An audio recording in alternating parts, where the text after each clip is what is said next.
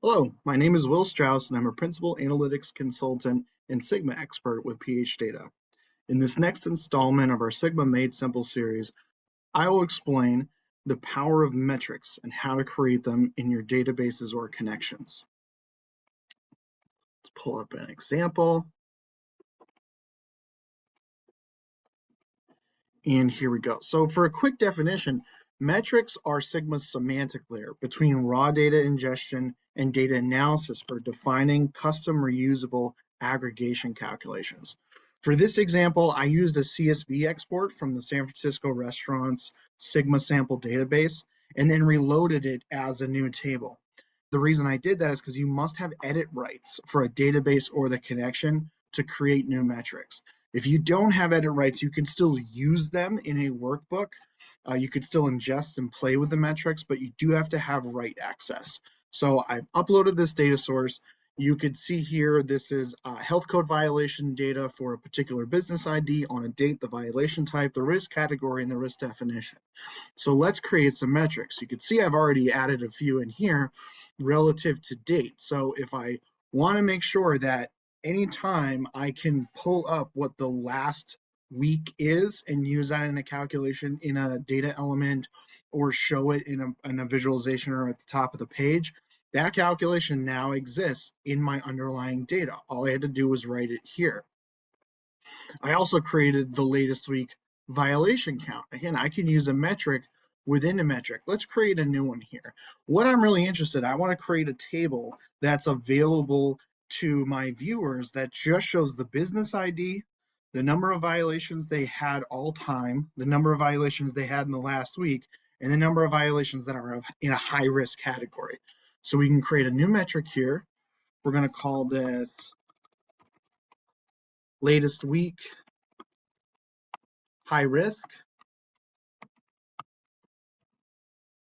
Just going to paste in the calculation that I already had listed here. You can see it's already updated and give me the total for the whole area. So this is just, again, this is a conditional statement. Count number of rows. We don't have to worry about count distinct because each violation has a distinct row. If the risk category is high, and this truncated version of the date in each row is the same as our latest week that we already found, again, using a metric within a metric, return the value. Publish. Now that metric is saved and available to be used. So let's go explore. This brings me right into a workbook where I can play with this data set, and let's make our table. So I'm going to make a quick child table, and we'll stick this right next to it so it's not too long of a view. And I'm going to go ahead and just increase this font a little bit so you can see what I'm doing. Wonderful. That was nice and easy. So now I have this here. We're going to group this by business ID. And we're going to take the violations type so we could see the difference here. We're going to add it in some. We don't want it to sum. We want it to be a count. Okay, so business ID 10 has 10 total violations over the full history of our data. Now when I come back here to metrics and I bring in the latest week, so just in the last week available, how many total violations did they have? 5. Wonderful. Now we have that information updated. How many of just the high risk? 3. So you could, as you could see, it is following the grouping of the child table that we made, but not confusing the level of aggregation across any of the other fields. This makes it super easy to bring metrics, bring information from one element to another, and not having to worry about very, very complicated calculations or filter controls or exclusion details or whatever you can think of to come up with the right number. It's just built right into your data.